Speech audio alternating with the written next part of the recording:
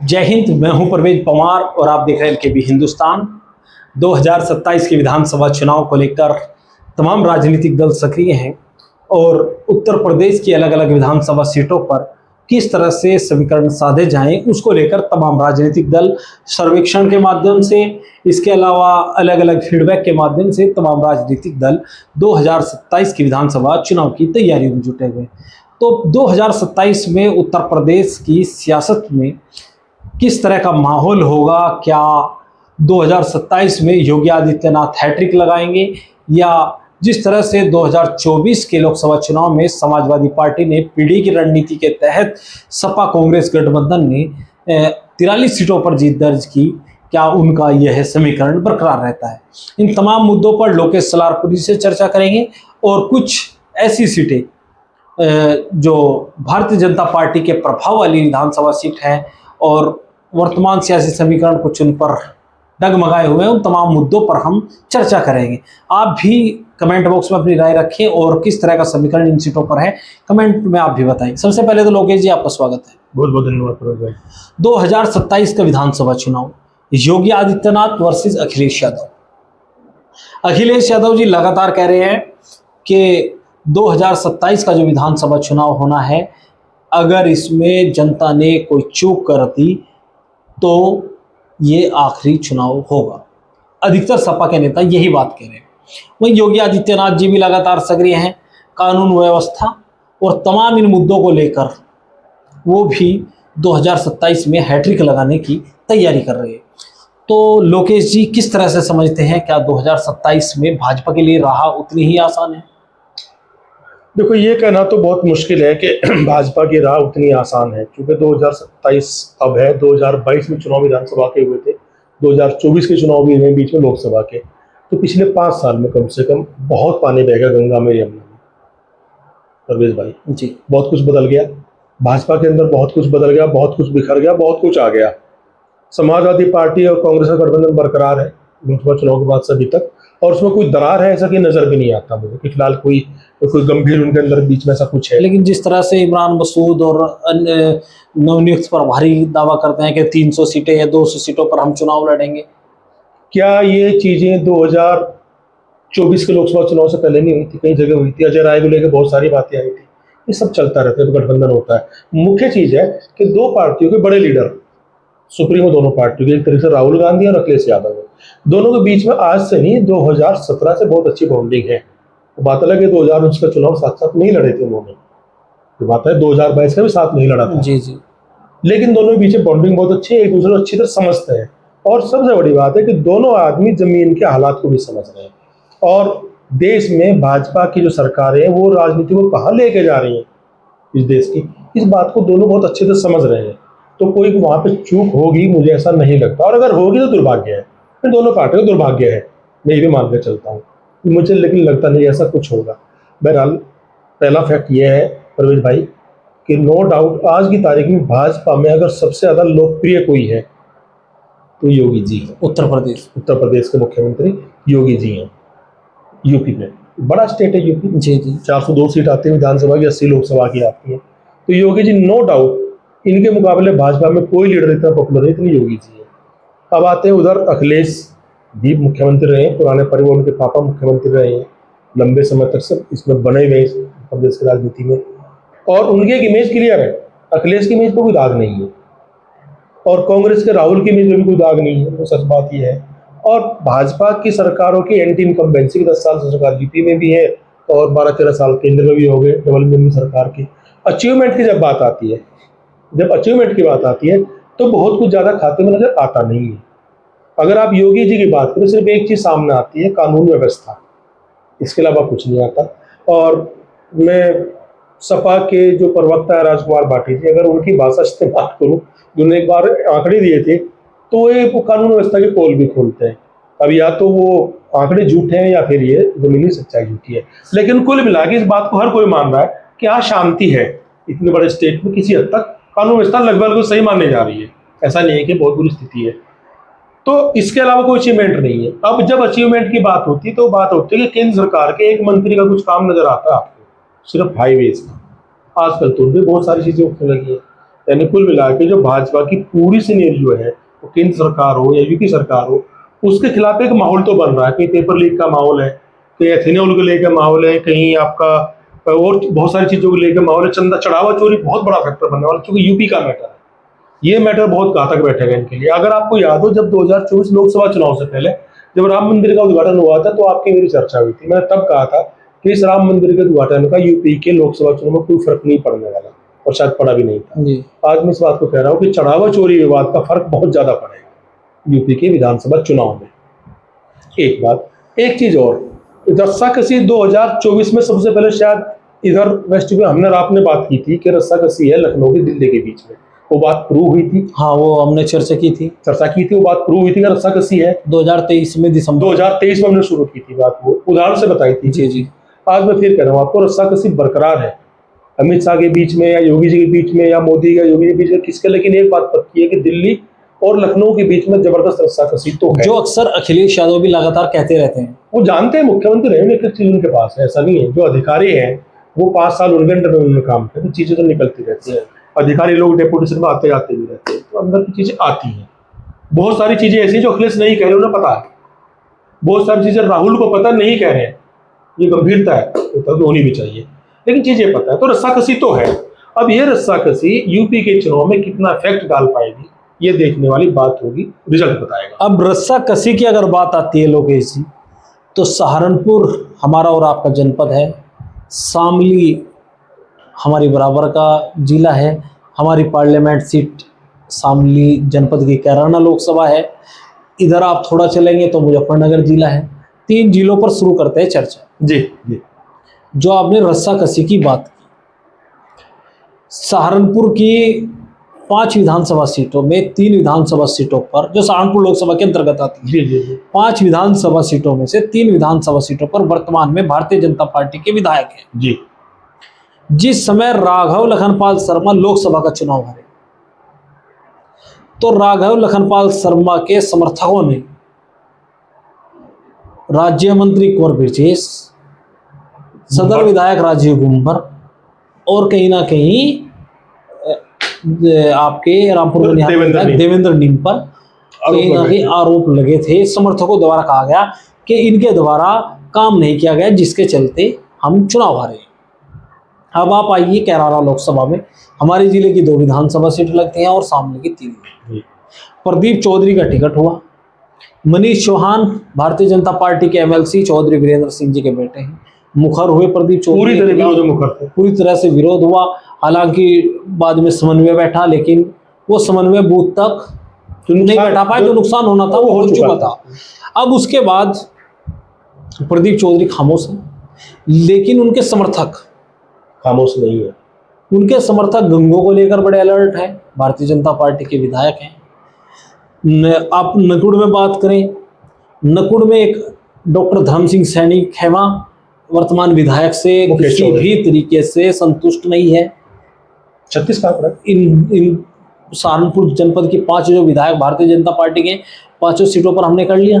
अब आप चलते हैं शामली। शामली में भारतीय जनता पार्टी और राष्ट्रीय लोकदल का अब गठबंधन है। 22 में रालोद और सपा का गठबंधन था। अशरफ अली खान थाना भवन से चुने गए थे और प्रसन्न चौधरी शामली से चुने गए थे। कैराना से सपा के ही नाइदसन। अब शामली विधानसभा सीट पर जब ये लोकसभा चुनाव के नतीजे आए, उसके बाद एक प्रकरण हुआ। मैं चाहूंगा कि आप उस पर प्रकाश डालें, जो काफी चर्चाओं में आया। मधु गुज्जर, यस, तो क्या वो प्रकरण अब चुनाव में सामने नहीं आएगा? प्रसन्न चौधरी के कहीं ना कहीं सामने आएगा। बिल्कुल सामने आएगा, क्योंकि शामली विधानसभा सीट पर चौधरी वीरेंद्र सिंह गुर्जर के प्रभाव को कम नहीं आंका जा सकता, क्योंकि जो गुर्जर समाज का वोटर है वो कहीं ना कहीं बड़ी संख्या में उनसे मिला हुआ है, उनका समर्थक है। परवेज भाई, आपके साथ बात करने में इसलिए मजा आता है क्योंकि आप बहुत अपडेट रहते हैं, बहुत बारीक चीजों को आप भी नजर रखते हैं। और जब आपके साथ में कहीं भी विश्लेषण आमतौर पर मैं आप ही के साथ ही करता हूँ, इसलिए कि आप बहुत अपडेट रहते हैं। जो आपने मुद्दा उठा ना मधु गुज्जर का, प्रसन्न चौधरी का, और अभी सुरेश राणा का भी जिक्र आएगा थाना भवन को लेकर के। सुरेश राणा, अशरफ अली खान। सुरेश राणा भारतीय जनता पार्टी के वो नेता हैं जो कहते हैं ना टोटे का साथी, जब भारतीय जनता पार्टी विपरीत परिस्थितियों में थी तो सुरेश राणा अपने कंधे पर लेकर भारतीय जनता पार्टी को चल रहे थे, और सुरेश राणा जी विधायक बने, मंत्री में बने, 2012 में, 17 में विधायक बन के मंत्री बने। योगी सरकार के कद्दावर मंत्रियों में उनकी गिनती होती थी, कैबिनेट मंत्री, प्रमोशन हुआ उनका, प्रमोशन हुआ, कैबिनेट मंत्री बने, स्वतंत्र प्रभार रहे, फिर कैबिनेट बने। तो सुरेश राणा और अशरफ अली खान, अब सुरेश राणा और थाना भवन का जब जिक्र आएगा तो सुरेश राणा से उसका जरूर टचमेंट होगा। तो क्या ये जो सुरेश राणा और अशरफ अली खान जो 2022 में बिल्कुल विपरीत विचारधाराओं के साथ बह रहे थे, जो 180 डिग्री एंगल पर खड़े थे, जो एक दूसरे के समकक्ष रेस लगा रहे थे, पैरेलल लड़ रहे थे, लेकिन बाद में अशरफ अली खान आगे निकल गए। तो जब वो अशरफ अली खान आगे निकले थे तो क्या सुरेश राणा भूल पाएंगे कि अशरफ अली खान ने तो माथे मैंने वही तो बात की थी आपके बैठ के शुरू में कि गंगा में जमुना में बहुत पानी बहा है, अब ये चीजें सामने आएगी। ये कहते हैं ना पुरानी चीजें सामने उभर के आती हैं, अब ये गड़े मुर्दे उभर के अब सामने आएंगे। जो आदमी बार विधायक रह चुका है, किसी भी पार्टी कैसे भी रहा है, अगर आप उसका टिकट काटोगे, कोई दूसरा आएगा या कोई टक्कर होगा, कुछ भी होगा, तो कहीं ना कहीं कुछ दिक्कत तो आएगी ना सामने। वो चीजें अब सामने आएंगी। ये जो भाजपा का राष्ट्रीय लोकदल का गठबंधन है, चूंकि लोकसभा चुनाव में चला था, पिछले विधानसभाओं में सपा के साथ थे लोग, इस बार भाजपा के साथ है, ये गोल खिलाएगा। 2 सीटों पर हमने कर ली। अब मुजफ्फरनगर ये कंडीशन है। मुजफ्फरनगर में संगीत सोम भारतीय जनता पार्टी के राणा जी जैसे सुरेश राणा के समकक्ष नेता है, बिल्कुल उनके साथ। क्यों संजीव बालियान कमजोर नेता है? नहीं, मैं बताना चाह रहा हूँ ना, वो उनके खिलाफ खड़े हैं, वो उनके खिलाफ खड़े हैं। ये खिलाफ हम इसलिए कह रहे हैं कि गोपनीय खिलाफ नहीं है, अंदरूनी खिलाफ नहीं है, ये सार्वजनिक मंचों से बात कही गई है। बिल्कुल सार्वजनिक मंचों से उसका रिजल्ट अब दिखाई देगा ना। सार्वजनिक मंचों से बात कही गई है, तो वो जब सार्वजनिक मंचों से बात कही जाती है तो उसका असर जमीन पर जरूर आएगा। इसके अलावा और भी कई लोगों पर आरोप संजीव बालियान ने भी लगाए थे। एक चीज वही चीज है, समर्थकों की बात आती है। आप ठीक है, नेताओं को किसी तरीके से आप एक समझने में कोशिश कर भी लेते हैं, लेकिन जो समर्थकों के बीच में खटास होती है ना, वो दूर नहीं हो पाती। हम गंगोह सीट पर भी देखते हैं चीज। ये सीट आप किसी चीज सीट पे नवाब सिंह नागर जी सहारनपुर दौरे पर थे, प्रदीप चौधरी जी विधायक किरत सिंह के घर पहुंचे जी। लोगों को लगता है कि ठीक है, प्रदीप चौधरी भी सभ्य नेता है और विधायक किरत सिंह भी एक अच्छे व्यवहारिक नेता हैं। और प्रदीप चौधरी जी हमेशा से साधारण व्यवहार के लिए उनकी चर्चाएं होती है, शालीन आदमी है। लेकिन उनके समर्थक क्या कर रहे हैं? मैं वो तो कह रहा हूँ, समर्थक तो 36 के आंकड़े भी खड़े हैं। जो एग्जाम्पल मैं आपको दे रहा हूँ, जो आप कह रहे हैं कि नेताओं में भले ही समन्वय हो जाए। प्रदीप चौधरी ने आज तक किरत सिंह को लेकर नहीं कुछ कहा ना, किरत सिंह जी ने प्रदीप चौधरी को लेकर नहीं कहा। कभी कहेंगे भी नहीं, कभी कहेंगे भी समर्थकों का ही आरोप है। जब भी कोई कार्यक्रम होता है तो दोनों मिलते हैं, मंच शेयर करने में दोनों को आपत्ति नहीं है, कार्यक्रमों में एक दूसरे के शामिल होते हैं, सब काम होता है, लेकिन समर्थकों में खटास है, गहरी खटास है। मतलब एक तरीके से ना मनभेद है, मतभेद नहीं, मनभेद की कंडीशन समर्थकों के बीच में है जी। और ये देखिए 27 के चुनाव में एक चीज उल्टा खिलाएगी, परवेज जी, इससे भाजपा बच नहीं सकती। मैं बार बार क्यों कह रहा हूँ, फिर अगर चुनाव होते हैं तो भाजपा की स्थिति बहुत खराब है। हम तो अपने 4-5 जिलों की देख के बता रहे हैं आपको, बाकी आगे भी यही स्थिति है। जब 2024 के लोकसभा चुनाव के नतीजे आए थे, हम और आपने विश्लेषण किया था, सीट वाइज हमने किया था, तो उस समय जब नतीजे आने के बाद समर्थक मुखर होने लगे थे और विधायकों पर आरोप लगने लगे थे कि इन्होंने पार्टी के खिलाफ गद्दारी की है, जिसके चलते सांसद चुनाव आ रहे हैं। उस समय हमने कहा था कि 2027 में ऐसा हो सकता है। विधायक ये बात कहे कि जो पूर्व सांसद हैं, जो अब सांसद नहीं है, वो उनकी वजह से हम भी पूर्व हो गए, ये होगा, उनकी वजह से हम भी पूर्व हो, ये होगा, पक्के तौर पे होगा। ये होती है गुटबाजी, जो लगातार कोई पार्टी सत्ताओं में रहती है ना, उसके बाद उसमें यही चीज होती है। पहले कभी कभी कांग्रेस में भी होती थी, लेकिन कांग्रेस कुछ और तरीके से मेंटेन कर लेती थी और कोई ऑप्शन ज्यादा थे भी नहीं। अब बीजेपी के सामने यही है स्थिति, खासतौर पर यूपी में तो बिल्कुल है। तो बच तो नहीं पाएंगे, नुकसान तो होगा, पक्का होगा। अब एक चीज बड़ी, उस पर भी हम चर्चा करेंगे। दूसरी तरफ अगर आप देखेंगे, सपा के एक सीट पर 20 दावेदार है, 10 दावेदार है, 15 दावेदार है। 2022 में भी मैंने उनसे बात की थी कि भाई मेरा टिकट होगा तो ठीक, नहीं तो भाजपा जीत जाओ। उनकी यही बात होती थी। इस बार क्या कह रहे हैं सपा के नेता? क्या इस बार बात करें तो टिकट किसी का भी हो, मुख्यमंत्री अखिलेश को देखना, ये एक बहुत मेजर चेंजिंग है। ये बहुत मेजर चेंजिंग है, आमतौर पर आती नहीं है, लेकिन क्यों आई? 10 साल से सत्ता के स्वाद से बाहर है। जितने कोई भी अगर मुख्यमंत्री अखिलेश बनता है तो जो चुनाव नहीं भी लड़ पाए, टिकट नहीं भी हुआ, कहीं ना कहीं एडजस्टमेंट हो जाती है। बहुत सारी चीजें होती है सरकार के पास, और भी कुछ नहीं है कि अगर कहीं कोई चेयरमैन भी नहीं बना पाए, कुछ भी नहीं बना पाए, तो कुछ ना कुछ जुगाड़ बहुत सारे हो जाते हैं। संगठन में ही एडजस्टमेंट संगठन में एडजस्ट हो जाता है, पावर में कहीं ना कहीं रहते हैं। वो अपने क्षेत्र के थानाध्यक्ष को, अपने क्षेत्र के सीओ को, अपने क्षेत्र के एसडीएम को, डीएम को, इन सबको कंट्रोल करने की किसी ना किसी स्थिति में होती क्या आपकी भी किसी सपा के नेता से जो दावेदारी कर रहे हैं इस तरह की बात हुई है? है। सबसे बात होती है, ये लोग बताते हैं तभी तो इतना बोल पाते हैं। हमारे पास जानकारी कहाँ से आती है? यही लोग तो बताते हैं। वो कोई छोटे लेवल का बताता है, कोई बड़े लेवल का, कोई उससे बड़े लेवल का, जैसे लोगों में जैसे बात होती है वो उस हिसाब से बताते यही लोग हैं। अखिलेश गलत नहीं बोलते कि मेरे पास जानकारी मिलती है, संपर्क होते हैं। हमें ये भाजपा के लोग, सपा के लोग, बसपा के लोग, आसपा के लोग, यही लोग बताते हैं, पदाधिकारी लोग बताते हैं मुझे। जैसे मैं अभी लगभग 6-7 महीने पुरानी बात, सर्दियों की बात है, मुझे भाजपा के 2 ओबीसी के संगठन के पदाधिकारी मिले, नाम तो ओपन नहीं कर सकता। उन्होंने कहा जी देखो, हम आपको पता है भाई साहब, हम समर्थक हैं, लेकिन एक बात बताओ। मैंने क्या कि सरकार हमारी बिल्कुल। मैं सरकार किसके बोला? सरकार तो उच्च जाति होगी, ठाकरों की सरकार है जी, हमारी आपकी सरकार नहीं, लेकिन वो संगठन में है। वो जब और बड़े पद पर है जिले के नवाब सिंह नागर आएंगे तो उनके वहां जाना पड़ेगा माला डालने के लिए, वो प्रोटोकॉल में करना पड़ेगा, लेकिन अंदर का जो एक्चुअल हम तो निजी तौर बात करते हैं, बोलते हैं खुल के, वही लोग हमें बताते हैं, वो हम आपके कैमरे बताए। और हम और आप जिन ज्यादातर लोगों से मिलते हैं वो सभी पार्टी समर्थक ही रहेगा, वो सत्ता में है जी जी। तो वो ज्यादातर बोलते हैं। लेकिन सपा वालों में जो आपने बताया, ये बात सच है इस बार कि एक ही एम है, अखिलेश को मुख्यमंत्री बनाना, जो वो समझ गए कि अगर 5 साल और सत्ता से बाहर रहे तो खत्म होगा। साहिल खान जो पूर्व में 2022 में बड़े मुखर अखिलेश यादव के खिलाफ हुए जब उनका टिकट कटा, देखिए अभी अब वो जाकर खुद ज्वाइनिंग कर रहे हैं समाजवादी पार्टी और कह रहे हैं कि किसी का भी टिकट हो हम तो चुनाव लड़ाएंगे। होगा भी यही, चुनाव लड़ाना पड़ेगा, नहीं तो खत्म हो जाएंगे ये लोग। अगर सरकार नहीं बनती सपा की, गठबंधन की, तो 10 साल से बाहर है ना सत्ता से। कुछ लोग तो एडजस्टमेंट करके भाजपा में चले गए, उसके बाद क्या करेंगे? हमेशा की राजनीति खत्म हो जाती है, क्योंकि राजनीति बहुत पैसे का खेल भी है भाई। पैसे की एक धारा बनी रहनी चाहिए, तो वो धारा टूट जाएगी, एक पाइपलाइन खत्म होगी, सरकार बनेगी तो सारे सिस्टम शुरू हो जाएंगे। किसी के समर्थन का प्रॉपर्टी काम चलना शुरू हो जाएगा, किसी के बसों की परमिट का, किसी का खनन का, इस तरह की चीजें चलती हैं। जो भारतीय जनता पार्टी के भाजपा होल्ड कर रही है, सरकार हमेशा होल्ड करती है। जिसकी भी सरकार में बसपा में देखा है, चेहरे वही हैं, चेहरे वही हैं, लगभग धंधे वही हैं, बस उनमें कुछ आदमी 1-2 चेहरा इधर उधर हो गया, काम सबके चलते हैं। तो फिर ये इनकी पाइपलाइन कटी हुई है। अगर ऐसे ही सरकार से बाहर रहेंगे तो हमेशा कटी रहेगी, फिर कहीं की भी नहीं रहेगी।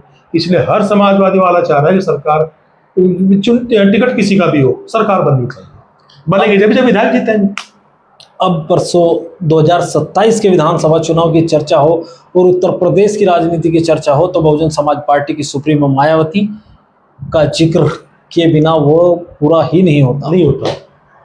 भले ही सीट एक हो, लोकसभा में ना हो, राज्यसभा में ना हो, विधान परिषद में ना हो, लेकिन उत्तर प्रदेश की सियासत में मायावती के पास एक स्थिर वोट बैंक है जो लगातार घट रहा है और इस बार लगभग 7 तक पहुंच जाएगा।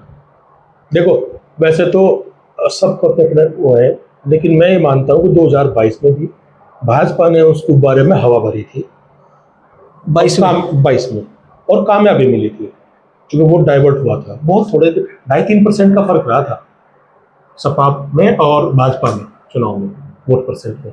तो उन्होंने हवा भरी थी, कुछ सारा वोट बह गया था। वैसे भी जो हम आपको बार बार कह रहे हैं, दलित वोट बैंक का हिस्सा मायावती के पास था, अब वो दलित और भाजपा की तरफ भी गया था कुछ हिस्सा। इस बार वो कंडीशन तो है नहीं। अब चुनाव 22 के बाद में से 24 का हुआ, 24 में वो कंडीशन खत्म हुई। इस बार आप देखना, जब ये चुनाव के रिजल्ट आएंगे, आप देखना कि जो बसपा का वोट परसेंट है वो अभूतपूर्व तरीके से रसातल में आपको दिखाई देगा। सिंगल डिजिट तो दिखाई देगा ही देगा, सिंगल डिजिट भी है, अभी भी है। सिंगल डिजिट से और कितना नीचे तक जाएगा वो, 3%, 4%, 5% तो कहाँ जाकर टिकेगा? मुझे लगता नहीं 5% क्रॉस करेगा। कई सारी वजह है, आप देख रहे हैं पॉलिटिशियन की क्यों ऐसा है। आप सीन से बाहर समझ नहीं, ये जो अखिलेश यादव एक ऐलान सार्वजनिक रूप से नहीं हुआ, लेकिन चर्चाएं हैं। चर्चा ये है कि 100 सीटों पर दलित उम्मीदवार समाजवादी पार्टी उत्तर प्रदेश में उतारने जा रही। 100 सीटों पर एक प्रयोग शायद वो और भी कर सकते हैं, जहाँ पे मुझे लग रहा है उनकी जो स्ट्रेटेजी मेरे समझ में आती है, शायद वो सामान्य सीटों पर कहीं की दलित को उड़ा सकते हैं। हाँ, 86 आरक्षित सीट है, 85 आरक्षित सीट है, 14-15 सीटों, शायद मंडल में एक कर दे लगभग, मान के चलिए मोटे तौर पर। अगर ऐसा करते तो उसका बहुत जबरदस्त इम्पैक्ट जाएगा। यानी उसके बाद आप ये मान के चलिए कि दलित वोट के केवल 2 ही दावेदार बचेंगे, तीसरी तो आप खत्म मान के चलिए। वो बचेंगे आसपा और बड़ा मेजर हिस्सा गठबंधन। चूंकि दलित कांग्रेस की तरफ भी झुकाव मान रहे हैं, कम से कम नाराजगी नहीं है दलित की आज दर में, कांग्रेस से कोई नाराजगी नहीं है, और सुनने में सुहागा कि कांग्रेस गठबंधन में है, तो आप मान के चलिए कि बड़ा वोट बैंक दलित का इस बार गठबंधन के साथ है। जो मायावती के पास बड़ा चंक था उसका, वो उधर ट्रांसफर कुछ आसपा की तरफ जाएगा। तो जो हमने 2024 पर जब चर्चा कर रहे थे और हम लगातार अलग अलग सीटों को लेकर चर्चा करते थे, फीडबैक निकालते थे, वहां पर संपर्क करके फीडबैक लाए, हम कहते थे कि कैराना, सहारनपुर, शामली, मुजफ्फरनगर, जो सीटें ये आसपास की थी कि इन सीटों पर सपा मजबूत है और मजबूती से चुनाव लड़ रही है, जीत रही है। उसमें जो हमने सीट बताई थी उसमें मेरे ख्याल से मेरठ और अलीगढ़ नहीं, मैंने तो अलीगढ़ कहा था कि अलीगढ़ में ये रहेगा। तब आपने कहा था, लेकिन अलीगढ़ में जो मान रहा था, मेरठ और अलीगढ़ और फरुखाबाद 3-4 सीटें में ये एक्स्ट्रा मान रहा था जिन पर हार हुई है। और वेस्ट यूपी मेरे आपके अलावा कौन था जो कह रहा था कि इतनी सीट जीतेगी सपा गठबंधन? कोई नहीं था। हमारा मुजफ्फरनगर को लेकर कोई वो नहीं था, कोई बोलने को तैयार ही नहीं था, किसी को उम्मीद ही नहीं थी। यहाँ गंगों में पत्रकार हैं, वो बड़े बात। लेकिन लोकेश जी, जब मैं वहां पे गया तो मैं भी वही भाप के आया था जो सांसदों ने बाद में कहा कि ये विरोध है, अंदर खानगुटबाजी है, इस तरह का उनके जो समर्थक हैं। हाँ उस तरह का था, वो था। ये हमें महसूस, अपनी सीट में महसूस हो रहा था यहाँ कुछ है, और फिर सामने आया भी है। और ये इस बार होगा, देखना जबरदस्त होगा। और विधायकों का मुख्य तौर पर रोना ही रहेगा अपने आला कमान से बाद में कि उन्होंने हराया। मार्च अप्रैल में कब आएंगे नतीजे? देखिए, वैसे तो शायद कुछ लोगों का मानना है कि नवंबर दिसंबर में चुनाव करा सकते हैं, लेकिन अगर नवंबर दिसंबर में नहीं हुआ तो मार्च में रिजल्ट आते हैं आमतौर पर। तो उसमें तब हम विधायकों के इंटरव्यू करेंगे। बिल्कुल करनी चाहिए, आप करनी चाहिए। अभी तो हम भी चर्चा करते रहेंगे, अभी तो कोई मुंह नहीं खोलेगा, कई परिस्थिति बदलती भी रहेंगी। अभी ये हमारा कोई आखिरी इंटरव्यू 2027 को लेकर नहीं है। अभी के वर्तमान समीकरणों को लेकर हमने 2027 के लोकेश जी से चर्चा की, जो अभी का माहौल है। बाद में भारतीय जनता पार्टी का हाईकमान किस तरह से डैमेज कंट्रोल करता है, या सपा किस तरह से टिकट वितरण करती है, किस तरह से अपने नेताओं को मनाती है, वो तमाम चीजें 2027 के विधानसभा चुनाव में अभी डैमेज कंट्रोल का, पर आपको बीच में रोकना माफी चाहता हूँ। डैमेज कंट्रोल का एक ही तरीका है जो ने बंगाल में किया था, अदरवाइज पॉलिटिकल तरीके से या किसी और चीज को लेकर आप डैमेज कंट्रोल की स्थिति में सरकार बिल्कुल भी नहीं है। डैमेज कंट्रोल नहीं कर सकती, सिर्फ कंट्रोल कर सकते हैं आप, वो जैसा आपने वहां किया बंगाल में भी, वो तरीका तो आप यूज कर ले, भले आप चुनाव जीते। तो अदरवाइज चुनाव जीतने की स्थिति भाजपा यूपी में भी नहीं है, भले ही योगी कितने पॉपुलर मुख्यमंत्री हो, तो सब कुछ उनके हाथ में भी नहीं है। आज हम जुलाई में हैं, अगस्त, सितंबर, अक्टूबर, नवंबर, दिसंबर, अभी काफी समय है, चर्चा करते रहेंगे। वर्तमान हालातों को लेकर हमने चर्चा की, जिससे आप भी भली भांति वाकिफ है। हो सकता है कि आप उस तरफ नहीं सोच रख रहे हो, लेकिन इन चीज़ों को आप जानते होंगे कि किस तरह का माहौल वर्तमान समय में भारतीय जनता पार्टी और समाजवादी पार्टी और अन्य राजनीतिक दलों का है। आप भी कमेंट बॉक्स में अपनी राय दे सकते हैं। इस वीडियो में बस इतना ही। आगे के अपडेट के लिए बने रहिए एलकेबी हिंदुस्तान के साथ। जय हिंद।